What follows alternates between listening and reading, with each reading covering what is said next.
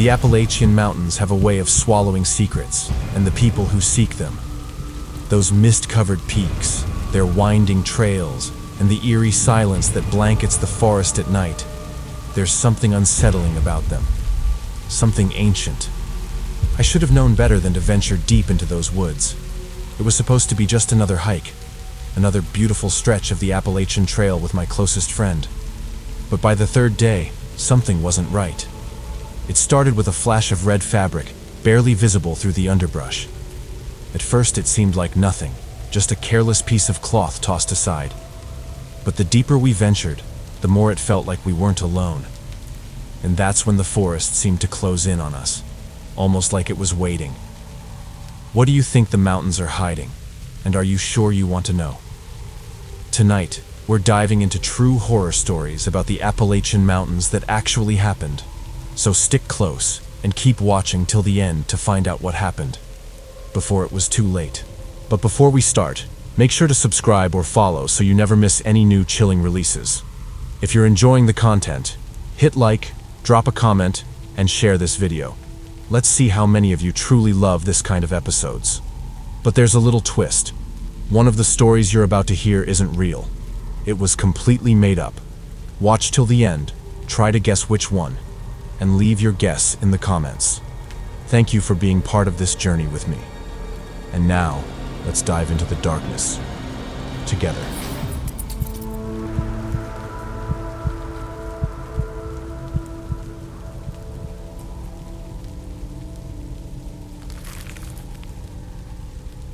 During the summer break between my second and third year of university, my study partner, who had by then become my closest friend, Sarah, and I decided we'd tackle the North Carolina stretch of the Great Smoky Mountains Trail.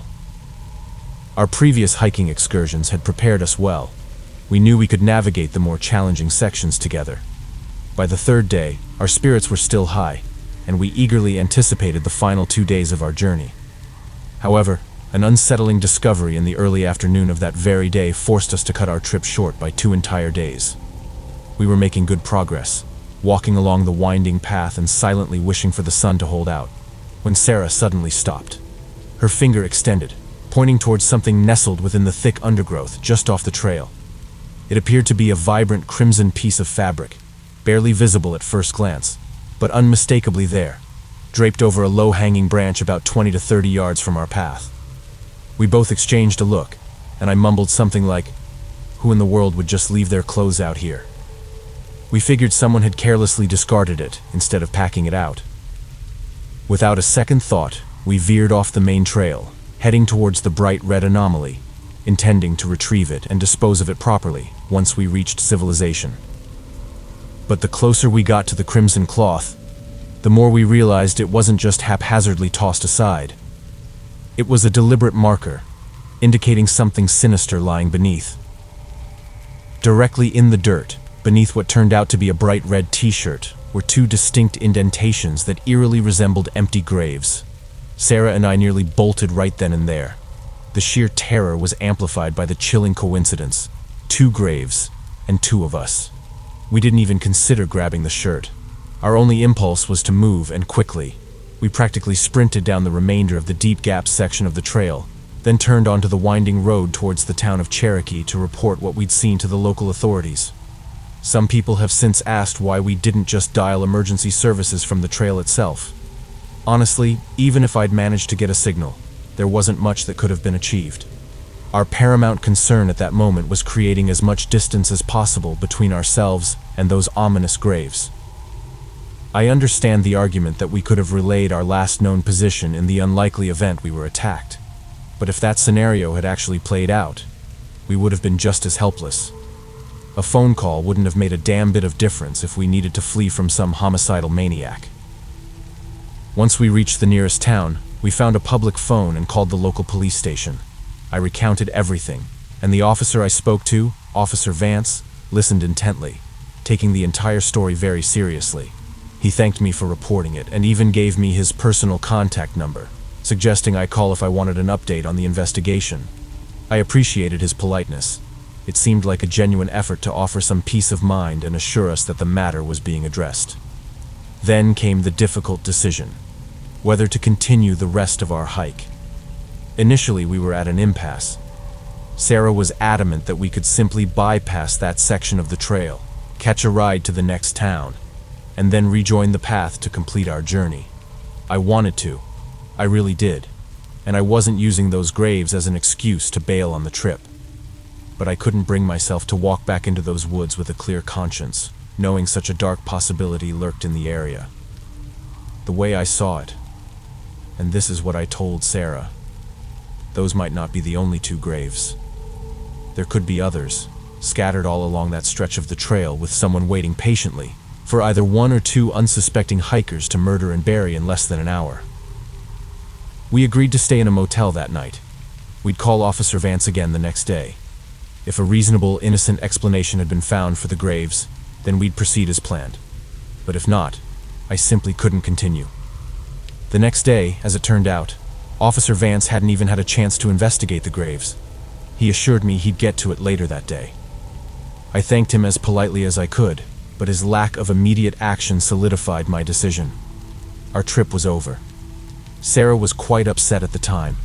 Our hike along the North Carolina stretch of the Great Smoky Mountains Trail was something she'd been looking forward to for a very long time. But as I explained to her, repeatedly, on the ride back home, it was something I'd been looking forward to as well.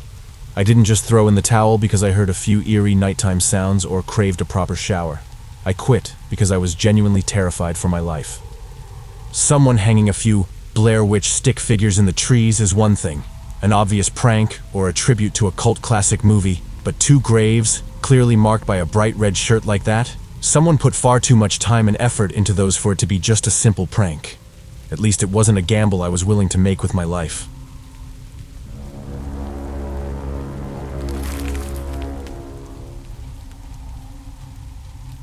The year I turned 26, my cousin Brandon got it into his head that we should venture deep into the wilderness, specifically a place locals called Oakhaven Gulch.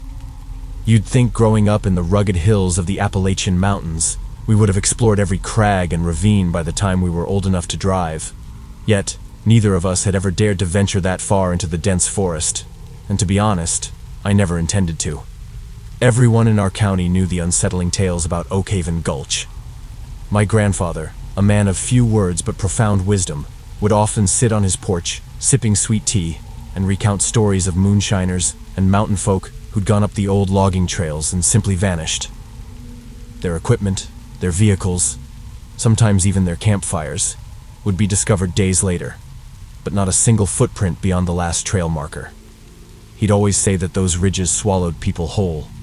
The way his gaze would fix on the distant tree line when he spoke those words, it felt like he harbored a secret, a truth he wasn't quite ready to share. Brandon, on the other hand, was never one to be swayed by old folklore. He possessed a stubborn skepticism, an unyielding belief that if he hadn't witnessed something himself, it couldn't possibly be real. He'd scoff at any warning, no matter how earnest, and chalk it up to people fabricating ghost stories to deter trespassers. This time, he was convinced he needed to camp somewhere, off the grid, as he put it. Where the map goes blank, he declared, gesturing at a topographical chart. No cell service, no roads, no signs, just ancient growth trees and pure solitude. I tried more than once to tell him it was a terrible idea, but the truth is, I didn't want him thinking I was afraid. You spend enough years trying to appear strong in front of someone, and it becomes incredibly difficult to prioritize common sense over pride. So, that's how we found ourselves in Brandon's old pickup, rattling over a pothole-riddled track toward a rusted gate that looked like it hadn't been secured in decades. I remember him honking the horn, as if announcing our arrival at a friend's cabin, before he climbed out to shove the gate open. The hinges shrieked, a drawn-out, agonizing sound, like a tortured wail in slow motion. He found it absolutely hilarious. We parked in a patch of overgrown gravel that seemed untouched by human activity for years. When I stepped out, the air carried a damp, earthy scent, almost metallic, like decaying leaves mixed with something else I couldn't quite identify. I tried to ignore it as we hoisted our packs. The initial few miles felt relatively normal. It was early October, and the leaves were just beginning to turn. The path started wide and clear, essentially an old service road, its deep tire ruts now filled with rainwater. I kept expecting to encounter another hiker, but the only signs of life were the darting movements of birds through the branches. Brandon glanced back at me once, a thoughtful expression on his face. "It feels like we've stepped out of time," he mused. "Like the world ended behind us, and we just haven't noticed yet." He had a knack for phrasing things poetically when the mood struck him. Every mile or two, we'd pass remnants of the people who'd inhabited these hills a century ago. Solitary stone chimneys, piles of shattered glass bottles half buried in the dirt, a cast iron stove slowly disintegrating in a thicket of wild rose bushes. I found myself wondering about those old families, whether they had left willingly or if something had driven them away. We made camp that first night beside a shallow, murmuring creek. Brandon, ever the wilderness enthusiast, painstakingly built a fire using a small pyramid of kindling and a ferro rod he'd purchased online. He boasted about not needing matches if you were truly prepared. Personally, I thought a lighter would have been far simpler, but I kept that thought to myself. I tried to focus on boiling water for our dehydrated meal, rather than the unsettling sensation that something just beyond the tree line was observing us. My skin prickled, the way it does when you're waking from a nightmare you can't quite recall. Brandon, oblivious, was too busy lecturing me about all the survival videos he'd watched, as if YouTube tutorials could shield us from whatever lurked in the shadows. That night, I lay awake long after his gentle snores filled the tent. The fire had dwindled to mere embers, and the trees around us seemed to press in closer with every blink. I'd hear leaves crunching softly, slowly, like deliberate footsteps trying to be silent. Then I'd hold my breath, and the sound would cease, only to resume moments later. This cycle repeated until I was half convinced I was simply imagining it all. I must have drifted off eventually, because when I woke, the light outside was thin and pale. We packed up in near silence. I think Brandon hoped I wouldn't bring up how unnerved I'd appeared the night before. The second day, the trail devolved into little more than a game path. We had to carefully navigate fallen branches and watch for hidden holes where old fence posts had long since rotted away. Around midday, Brandon spotted a weathered sign nailed high on a towering spruce. The wood was splintered, the paint so faded it was almost white, but I could still discern 3 chilling words. "No return path." He chuckled, dismissing it as someone's twisted prank. I didn't respond. I was too preoccupied with the unsettling question of what kind of person would trek this far into the wilderness, just to nail up such a grim warning. Later, we paused on a rocky outcrop to eat. The slope dropped away so steeply I could barely make out the bottom. I was just unwrapping a granola bar when I noticed something moving among the trees below. At first, I thought it was a large elk, pale and graceful, gliding across the gully without a sound. Then, it straightened. Its limbs were unnaturally long, its arms dangling almost to its knees. It turned its head in a slow, deliberate motion, as if cataloging every single tree. When it finally tilted its face toward the sky, I saw the horrifying way its jaw split down the middle and gaped open. I stopped breathing. My hands clamped so tightly on the granola bar that the wrapper tore in two. For a terrifying moment, I thought I was going to be sick right there. But then it stepped behind a thick cluster of saplings and vanished. All I could do was sit, transfixed by the empty space it had occupied. Brandon eventually noticed my pallor and asked if I felt unwell. I tried to speak, but my throat felt constricted, glued shut. I simply nodded, desperate for him to look away. We didn't talk much after that. I think he could sense that something profound had shifted within me. That night, we camped in a small hollow, barely large enough for both our tents. We didn't build a fire. I didn't want anything to pinpoint our location. I lay in the dark, counting every hoot of an owl. The intervals between the calls began to stretch, and my stomach plummeted. When the calls ceased altogether, it felt as if the entire world was holding its breath. Then, a voice drifted out of the surrounding trees. At first, it was a low murmur, too soft to make out the words, but it steadily grew clearer, and every hair on my arms stood on end. It was my mother's voice, the the same gentle tone she'd used when I was a child, afraid of the dark. "Jonah," it whispered.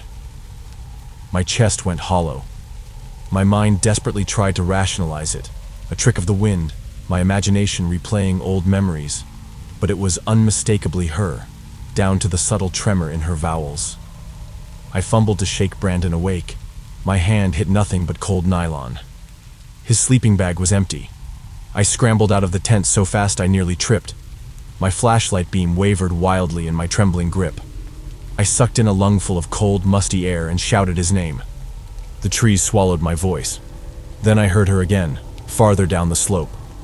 Part of me, a deep, primal part, wanted to race toward the sound, convinced that if I did, I'd find her there, smiling, waiting to embrace me. But something else, something ancient and chilling, kept me paralyzed. I turned in a slow circle, sweeping the flashlight beam through the darkness. That's when I saw it. About 20 yards away, half hidden behind a thick oak. It stood there, watching me. Its skin looked slick, stretched too thin over bones that appeared grotesquely misaligned. Its long arms hung limply, fingers brushing the fallen leaves. Its chest rose and fell, slow and deliberate. I couldn't see any eyes. That was the most terrifying part. If I'd seen eyes, perhaps I could have forced myself to look away. It shifted, sliding sideways around the tree trunk, its shoulders twisting in a way no human body ever could. It circled slowly, patiently, as if it knew I was caught, unable to decide whether to flee or remain rooted. I stumbled backward, catching my shin on a rock. My flashlight beam flickered over the trees. That's when I saw a second one, just a fleeting glimpse of pale skin between trunks. That was it. I bolted. I crashed through brambles and over fallen logs, branches whipping at my face and arms. My heart felt like it was going to tear itself from my ribs. Behind me, voices rose up. First my mother's, then Brandon's, then even my own. All of them calling my name, in different, horrifying pitches. I didn't look back. I don't know how long I ran. The darkness blurred everything except the single, desperate thought, don't stop. Just keep going. When I finally stumbled onto the old service road, the sky was just beginning to lighten. My legs buckled. I dropped to the dirt and lay there, panting so violently my throat burned.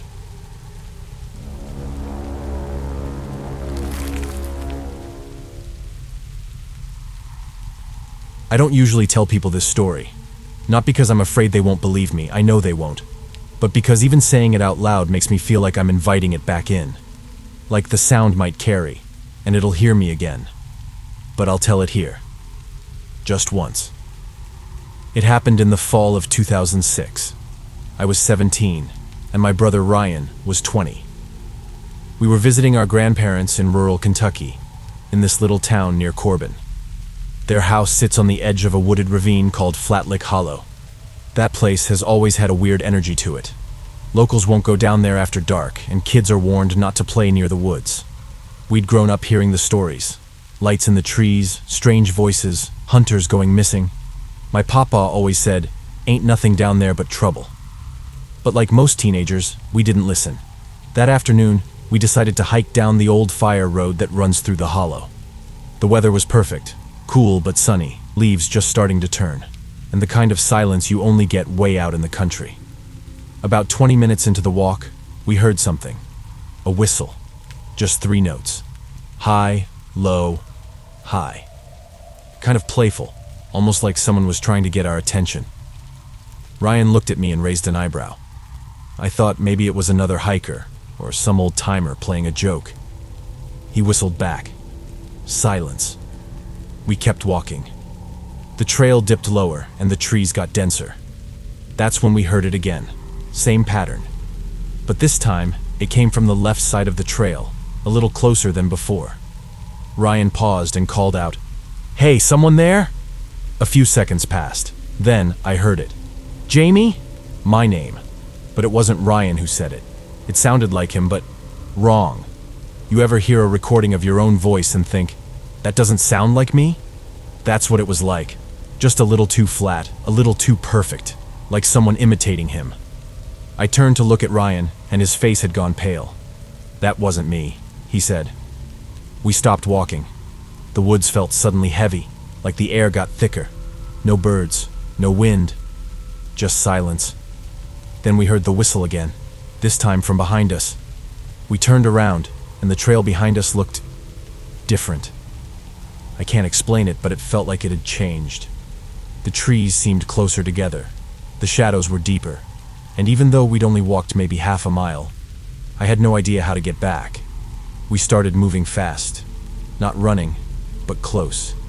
Every few minutes we'd hear the whistle again. Always 3 notes. Always coming from a different direction. And every now and then, it would call my name again. Still in Ryan's voice. Once, I swear to God, it whispered, "Don't go." That's when I started crying. Ryan grabbed my hand and pulled me along. We were almost jogging by the time we saw the old rusted gate that marked the top of the trail. Just past that was Papa's property. When we broke through the tree line, everything went dead quiet. I turned around to look behind us, and that's when I saw him. There was a man standing at the edge of the woods. Tall, too tall, maybe 6.5 feet. He was wearing what looked like an old hunting jacket, faded and stained, and his head was tilted to the side like a curious dog. I don't know how to describe his face, because I couldn't see it clearly. It was like the shadows didn't move off him, like they clung to his skin. He didn't say a word, didn't move, just watched us. Ryan didn't see him. He was too focused on getting me back to the house. But I watched that man, or thing, for what felt like a full minute before I turned and ran. When we got back, Papa was sitting on the porch with his old hound dog, Bo. He didn't even look surprised to see us in a panic. He just nodded and said, "I told y'all, don't go messing around in that hollow." I asked him what it was, what we saw. He just spit into the dirt and said, "Ain't for us to know. Just don't answer when it calls, and never whistle back." He made us hang horseshoes over the bedroom doors that night, and he burned something, juniper maybe, in the fireplace. He never told us what that was about. Ryan and I never talked about it again. He joined the Navy the next year, moved far away, never came back to Kentucky. Me? I still visit sometimes, but I don't go near the trail anymore. I won't even walk to the edge of the woods, and I haven't whistled since.